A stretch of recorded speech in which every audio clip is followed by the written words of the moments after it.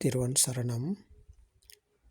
நமோ தஸ்ஸு பகவதோ அரஹதோ சம்மா சம்புத்தஸ்ஸு. அதிகௌரவத்துக்குரிய எங்களுடைய கல்யாண மித்ர குருநாதர் புத்தோத்பாதோ ஆரியன் வான்சவின் பாத நமஸ்காரம். இப்போ நாங்கள் பார்ப்போம், புத்த காலத்தில் ஒரு தர்ம போதனை நடக்கும்போது அவ்விடத்தில் இருக்கிற மனிதர்கள்கிட்ட பகவான் புத்தர் அவர்கள் கேட்குறார்கள், மரணம் என்பது நீங்கள் எப்படி நினைக்கிறீங்க, மரணம் எப்படி வரும்னு நினைக்கிறீங்க அப்படின்னு பகவான் புத்தர் அவர்கள் கேட்குறார். இப்போ இந்த மனிதர்கள் ஒவ்வொருத்தரும் ஒவ்வொரு பதிலை சொல்கிறாங்க. மரணம் என்பது ஒரு நாளைக்குள்ளே வந்துடும் ஒருத்தர் சொல்கிறார். இன்னொருவர் சொல்கிறாரு, மரணம் என்பது ஒரு மணித்தியாலத்துக்குள்ளே வந்துடும், ஸோ நடக்கும் அப்படின்றார். அதே போல் இன்னொருத்தர் சொல்கிறாரு, 1/4 மணித்தியாலத்தில் மரணத்தை நாங்கள் சந்திக்க வேண்டி வரும் அப்படின்றார். இன்னும் ஒருத்தர் சொல்கிறாரு, நாங்கள் சாப்பிட்டு கை கழுவுவதில் மரணம் வந்துடும் அப்படின்றார். இப்போ இன்னொருத்தர் சொல்கிறாரு, சாப்பிட்டுக்கிட்டு இருக்கும்போதே மரணம் வந்துடும் அப்படின்றார். அப்போ இன்னொருத்தர் சொல்கிறாரு, நாங்கள் சாப்பாடை பிசைஞ்சு வாய்க்குள்ளே வைக்க முதல்ல மரணம் வரும் அப்படின்றார். அப்போ இன்னும் ஒருத்தர் சொல்கிறாரு,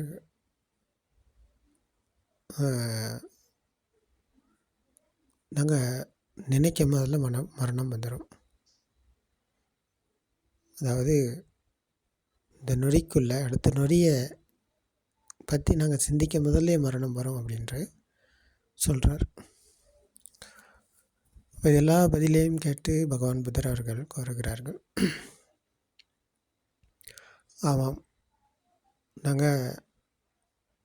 அடுத்த நொதியை பற்றி என்ன முதல்ல நினைக்க முதல்ல மரணம் வரும்,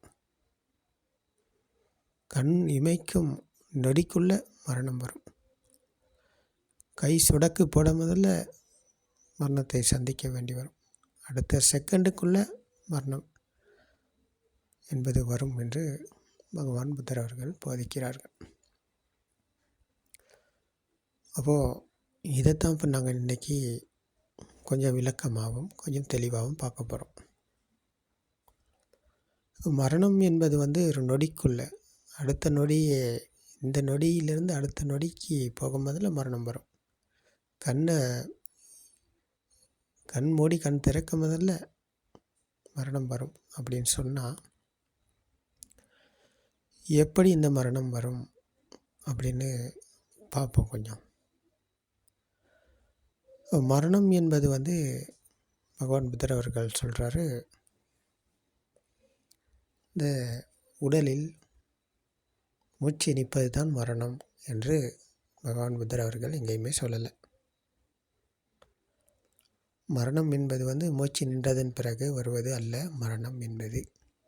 இது பகவான் புத்தர் அவர்கள் பிக்கவே பிக்கு, இந்த புத்த சாசனத்தில் பகவான் புத்தர் அவர்கள் கூறும் மரணம் அல்ல, இந்த உடலில் உயிர் பிரிவது என்பது. அப்போது எதுதான் மரணம் அப்படின்னு பார்த்தா, மரணம் என்பது இந்த உடல்லிருந்து உயிர் பிரிவது, அப்படி இல்லாட்டி மூச்சு நிற்பது என்பது அல்ல மரணம். மனதில் நாங்கள் இருக்கிறோம், எண்ணங்களில் தான் நாங்கள் பிறக்கிறோம் இறக்கிறோம். எண்ணங்களில் பிறப்பது இறப்பது என்பது நொடிக்கு நொடி நடந்து கொண்டு தான் இருக்குது. இப்போ நாங்கள் எந்நேரமும் எங்களுக்கு மனதுக்கு எண்ணங்கள் வருது போகுது. எண்ணங்கள் வந்து இந்த சங்கிலியை போல் அடுக்கடுக்காக வந்து கொண்டே இருக்குது. இதற்கு ஓய்வில்லை, இதற்கு முடிவில்லை. அப்போது இப்போ இந்த எண்ணங்களை உண்மை என நம்பிக்கொண்டு தான் நாங்கள் வாழ்கிறோம். மாமரம், வாழை மரம், தென்னை மரம், பலாமரம், சூரியன், சந்திரன், அம்மா, அப்பா, வீடு, வாசல், பணம், தங்கம், வாகனம், பங்களா அப்படின்னு இந்த எண்ணங்களில் தான் நாங்கள் வாழ்ந்து கொண்டிருக்கோம். இந்த எண்ணங்களில் தான் நாங்கள் இந்த எண்ணங்களை உண்மை என நம்பி அது எல்லாம் இருக்குது, எல்லாம் வெளியில் இருக்குது அப்படின்னு சொல்லி நினச்சி கொண்டு அந்த நினைப்பில் தான் நாங்கள் வாழ்ந்து கொண்டிருக்கோம். அப்போது இப்படியாக வாழும் மனிதன் இருப்பது இந்த மனதின் மாய்க்குள்ள, இந்த மரணத்துக்கு உட்பட்டு, மரணத்துக்கு அடிமையாகி, மனதுக்கு அடிமையாகி இந்த மனிதன் வாழ்கிறார். அப்போ அவர் வந்து எந்நேரமும் பிறக்கிறார், இறக்கிறார். எந்நேரமும் அவருடைய பிறப்பு இறப்பு சம்பவம் நடந்து கொண்டே இருக்குது. ஆனால் அவருக்கு தெரியாது. அவர் நினச்சிக்கிட்டு இருக்காரு வயசு போயிட்டு நோய்வாய்ப்பட்டு இறந்து போகிறது தான் மரணம் அப்படின்னு சொல்லி. அப்போது அதுக்குள்ளே அவருக்கு டாக்கெட் இருக்குது, நிறைய செய்ய வேண்டிய காரியம் இருக்குது, நிறைய கடமைகள் இருக்குது அப்படின்னு சொல்லி அவர் ஓடுறார், முடிவில்லாமல் ஓடிக்கொண்டே இருக்கிறார். காசு சம்பாதிக்கணும், நல்ல வீடு ஒன்று கட்டணும், பங்களா ஒன்று கட்டணும், வாகனம் ஒன்று எடுக்கணும், பிள்ளைங்களை படிக்க வைக்கணும், பெரிய ஆளாக்கணும், பெரிய பந்தாவாக வாழணும் அப்படின்ற ஒரு மனக்கோட்டையை கட்டி வைத்து கொண்டு அந்த கோட்டைக்குள்ளே அவர் இந்த மனதின் மாயைக்குள்ளே வாழ்கிறார். இப்படித்தான் எல்லா மனிதர்களும் வாழ்கிறாங்க. அப்போ ஒவ்வொருத்தருக்கும் ஒவ்வொரு கனவு, ஒவ்வொருத்தரும் ஒவ்வொரு கற்பனையில் வாழ்கிறாங்க.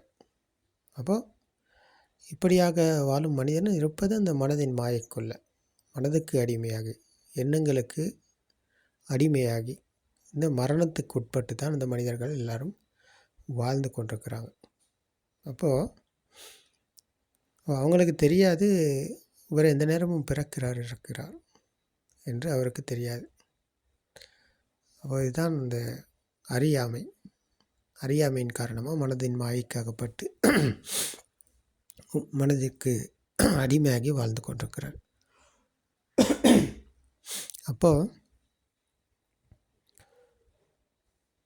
இந்த பகவான் புத்தர் அவர்கள் கூறும், இந்த மனதில் தான் ஒருவர் பிறக்கிறார், இருக்கிறார். இந்த எண்ணங்களில் தான் இந்நேரமும் பிறக்கிறார், இருக்கிறார். அப்போ நொடிக்கு நொடி இவர் பிறக்கிறார், இருக்கிறார் என்றால் அப்போ மனம்தான் நான், அந்த எண்ணம் தான் நான், அந்த எண்ணம் தான் எனது, அதுதான் என்னுடைய ஆன்மா. அப்போ இந்த ஆன்மா என்ற திருஷ்டிக்குள்ளே வாழும் மனிதன், இந்த மனதின் மாயைக்காகப்பட்டு போகும் இந்த மனிதன் மனதில் தான் இந்நேரமும் பிறக்கிறார், இறக்கிறார். மாமரம் என்கிற போது அது ஒரு எண்ணம்.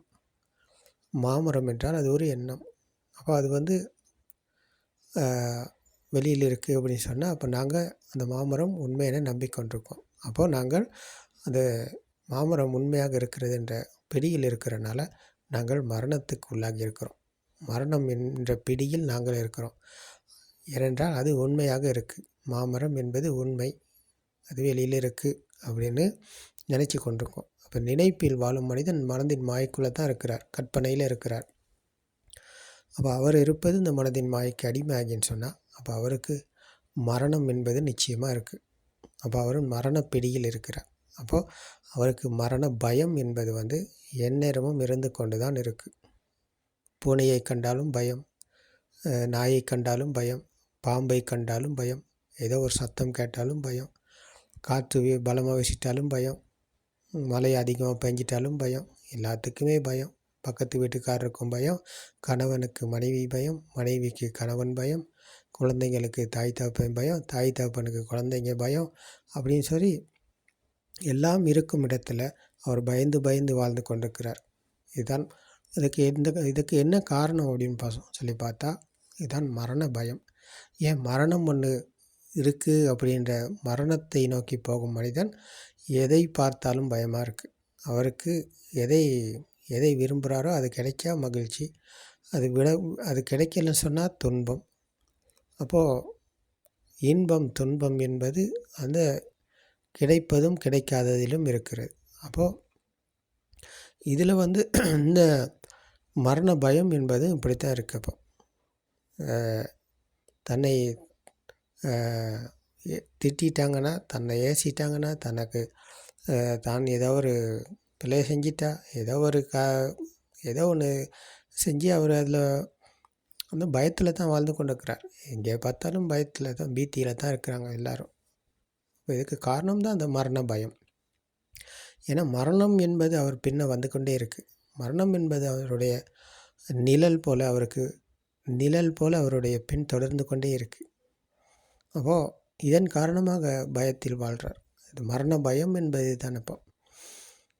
அப்போ இந்த பயத்தின் காரணமாக அவருக்கு பிறப்பு இறப்பு என்ற அந்த நிழல் போல் அந்த மரண பயம் என்பது வந்து கொண்டே இருக்குது. அப்போ அவருக்கு நிச்சயமாக மரணமும் இருக்குது. அப்போ அவருக்கு பிறப்பு இறப்பு என்ற சம்பவம் நடந்து கொண்டே இருக்கும். இதுதான் கர்ம பூமியின் சுபாவம். அப்போது இந்த சத்தியத்தை கேட்டு தெரிந்து கொள்பவர் முதலில் இது எல்லாமே மனம்தான், வெளியிலே எங்கேயுமே ஒன்றுமே இல்லை, எல்லாமே நாங்கள் நினச்சி கொண்டிருக்கோம், எல்லாமே நாங்கள் நினச்சிக்கிட்டு இருக்கோம், எல்லாம் இருக்குது.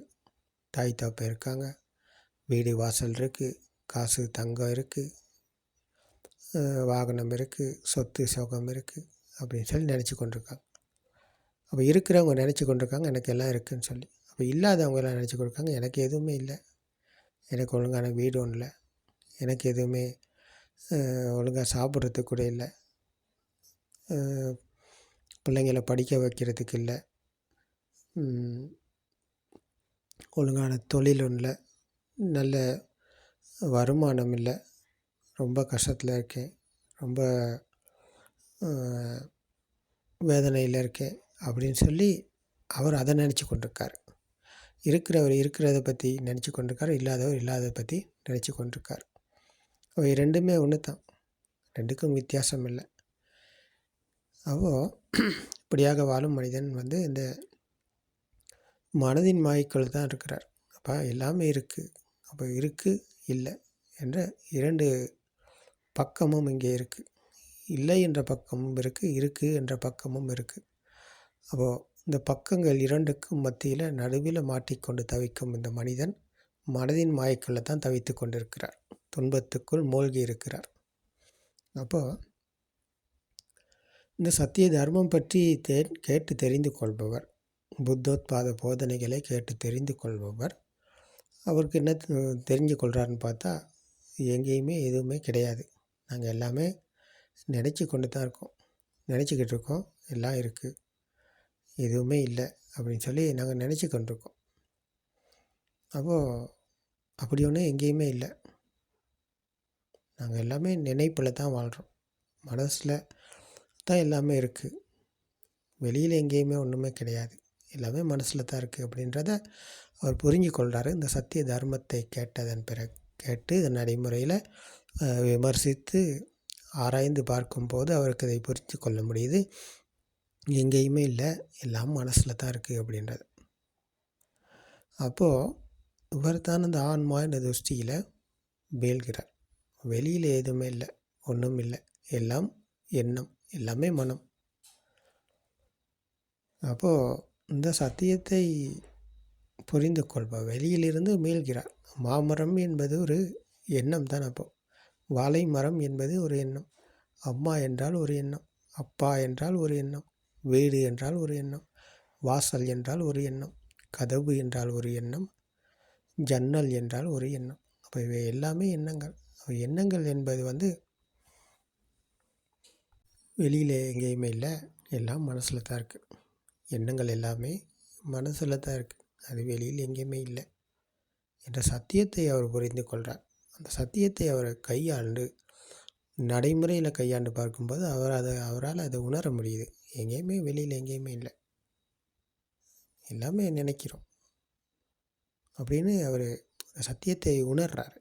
இதுதான் சத்தியம், இதை தவிர சத்தியம் ஒன்று இல்லை அப்படின்ற சத்தியத்தோடு அவர் இணைகிறார். சத்தியத்தை உணர்றார், உணர்வுக்குள்ளே வெளிச்சு கொள்கிறார். அப்போது அவருக்கு மீண்டும் அந்த வெளியில் இருக்கும் உலகம் என்பது உண்மை இல்லாமல் போகுது.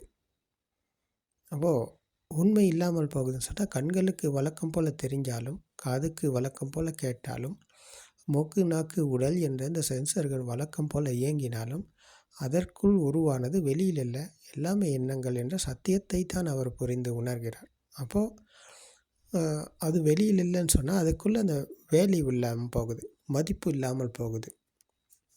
அது கண்களுக்கு தெரிந்த உருவத்துக்கு, காதுக்கு கேட்ட பெயருக்கு, பெயர் உருவம் இரண்டும் இணைந்தது தான் அந்த மாமரம்.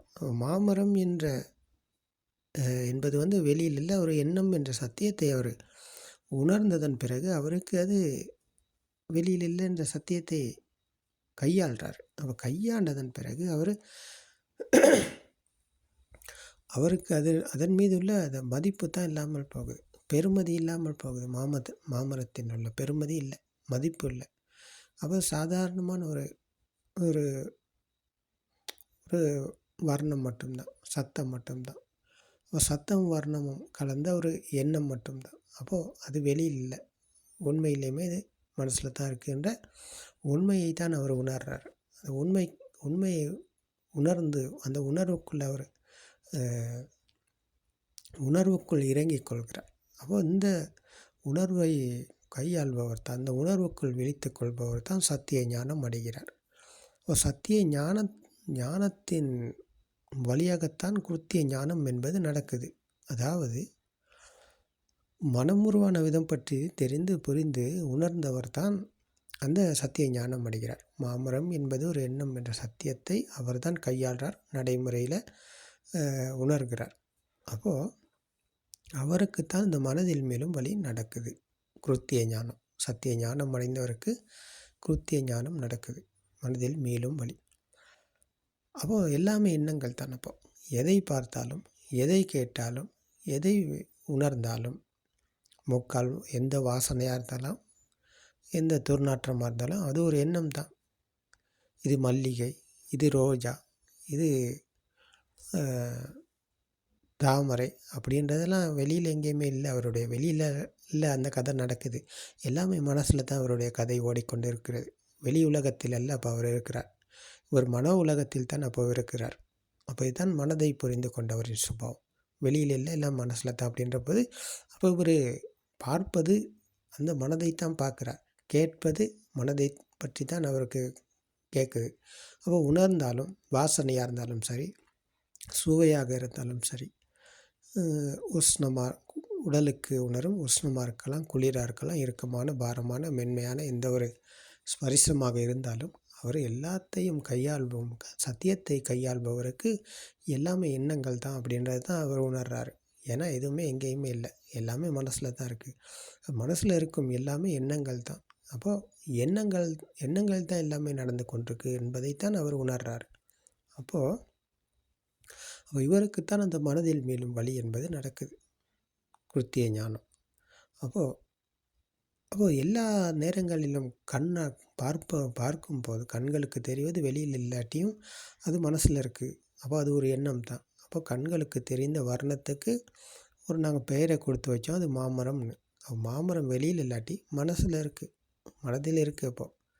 அப்போது அந்த மாமரம் என்ற எண்ணம் உண்மையா? அப்போது இங்கே தான் மனதில் மேலும் வழி என்பது அவருக்கு நடக்குது. மாமரம் என்ற எண்ணமும் உண்மை கிடையாது, அதுவும் ஒரு எண்ணம் மட்டுமே. அதுவும் ஒரு மனம் என்பதும் ஒரு சென்சர் மட்டும்தான். கண்ணுக்கு வர்ணம் தெரியுது, காதுக்கு சத்தம் கேட்குது, மூக்குக்கு வாசனை, நாக்குக்கு சுவை, உடலுக்கு குளிர், உஷ்ணம், இறுக்கமான பாரமான மென்மையான இந்த தன்மைகள். இவை எல்லாமே கலந்தது தான் அந்த மனம் என்ற சென்சர். மனம் என்ற சென்சர் இந்த 5 உற்பத்தி நிலையங்களும் கலந்தது, 5 சென்சர்களும் இணைந்தது தான் மனம். அப்போது இது எல்லாமே கலந்த அந்த எண்ணம், மனம் என்பது ஓடிக்கொண்டே இருக்குது, நிற்காமல் ஓடிக்கொண்டே இருக்குது. அந்த சங்கிலியைப் போல தொடர்ச்சியாக கோர்த்து கோர்த்து கொண்டே போய்க்கொண்டே இருக்குது.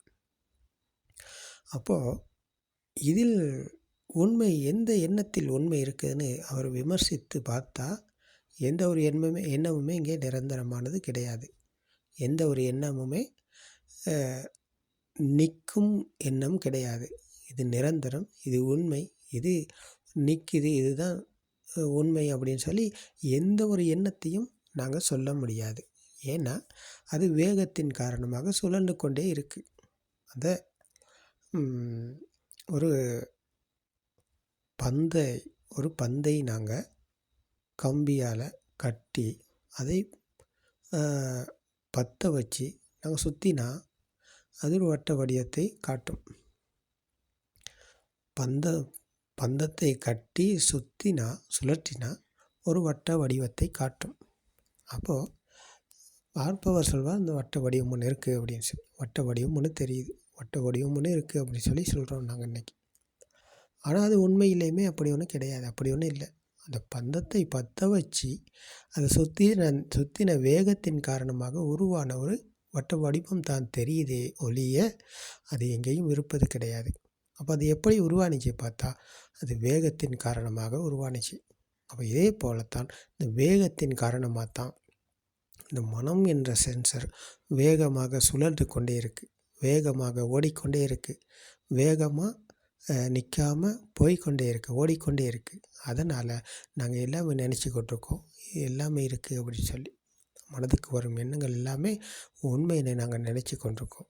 ஆனால் உண்மையிலேயுமே அப்படி ஒன்று எங்கேயுமே கிடையாது, அப்படி ஒன்று எங்கேயுமே இல்லை அப்படின்னு சொல்லி தான் பகவான் புத்தர் அவர்கள் கூறுகிறார்கள். அப்போது இந்த புபே நிவாசானுசதி ஞானம், அதாவது மனம் உருவான விதம் பற்றி நாங்கள் விமர்சித்து பார்ப்பதற்கு பெயர் தான் புபே நிவாசானுசதி ஞானம். அப்போது அதன் வழியாகத்தான் நாங்கள் சத்திய ஞானம் அடைந்தோம்.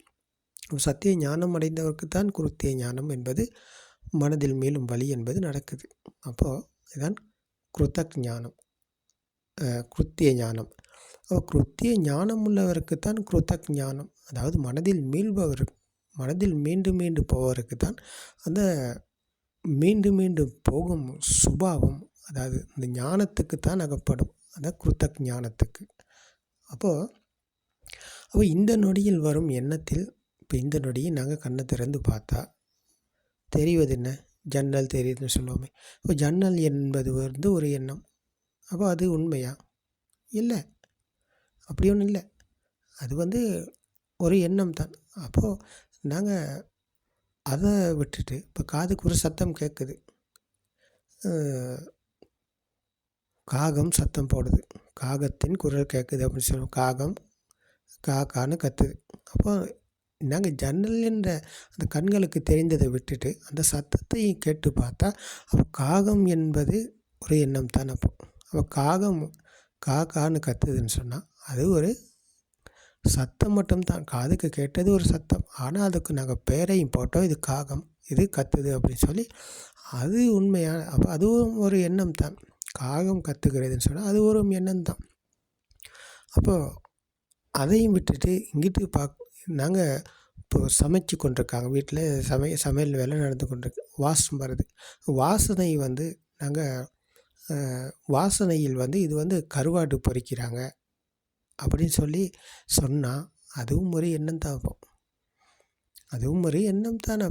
அப்போ கருவாடு பொரிப்பது என்பது ஒரு எண்ணம் தானே. மூக்குக்கு வந்தது ஒரு வாசனை, ஆனால் அதை நாங்கள் நினச்சிக்கிட்டோம் அதை பொரிக்கிறாங்க அப்படின்னு சொல்லி. அப்போ அது ஒரு எண்ணம். அப்போ இதில் எந்த எண்ணம் நிரந்தரமாக உண்மையாக இருக்குதுன்னு பார்த்தா கண்களுக்கு தெரிஞ்சதை ஜன்னல்னு சொல்லி சொன்னோம். அப்போ அது வெளியில் இல்லை, மனசில் தான் இருக்குது. அப்போ அந்த எண்ணம் அங்கே பிறந்து இறந்தது, அங்கே உருவாகி அழிந்து போனது. அப்போ அது அழிந்து போனதன் பிறகு அங்கே காகம் என்ற எண்ணம் பிறந்து அழிந்து போனது. அதன் பிறகு இங்கே அந்த சமையல் செய்யும் அந்த வாசனை வந்ததுனால கருவாடு பொரிக்கிறாங்கன்ற எண்ணம் வந்தது. அப்போது இதில் எது நிரந்தரமாக நின்றது, எது நிரந்தரமாக இருந்த எண்ணம் அப்படின்னு பார்த்தா எதுவுமே கிடையாது. அப்போது கண்ணால் எந்நேரமும் எண்ணங்கள் வரது போகுது, காதால் எந்நேரமும் எண்ணங்கள் வருது போகுது, மூக்கால் எண்ணங்கள் எந்நேரமும் வருது போகுது, நாக்கால் எண்ணங்கள் எந்நேரமும் வருது போகுது, உடலால் எண்ணங்கள் எந்நேரமும் வருது போகுது, மனதால் எந்நேரமும் எண்ணங்கள் வருது போகுது. அப்போ இந்த 6 சென்சர்களும் தொடர்ச்சியாக சுழன்று கொண்டே இருக்குது. வேகமாக சுழல்கிறது. தொடர்ச்சியாக நிற்காமல் வேகமாக சுழன்று கொண்டு இருப்பதனால நாங்கள் எல்லாமே இருக்குன்னு சொல்லி நினச்சி கொண்டிருக்கிறோம், பிடிச்சு கொண்டிருக்கோம். அப்போது இந்த உண்மையை காண்பவர் இப்போ இந்த நொடியில் வரும்